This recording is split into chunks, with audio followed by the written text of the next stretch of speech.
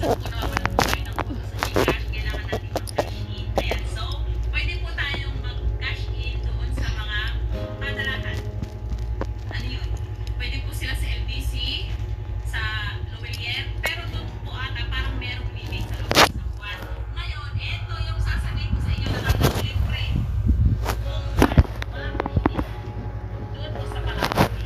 Ayan. So, kailangan mo po mag-install ng apps, yung Palawan Pay app. Sa Palawan po siya po ito ha. Tapos kapag meron na po kayong Palawan Pay, ayan, pwede niyo po daw ipasok ang pera niyo sa Palawan Pay. Tapos, pag nasa Palawan Pay,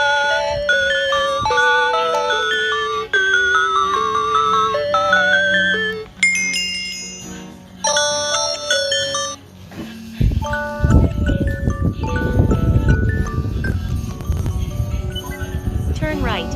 Then turn right on Dagat Dagatan Avenue. Thank you.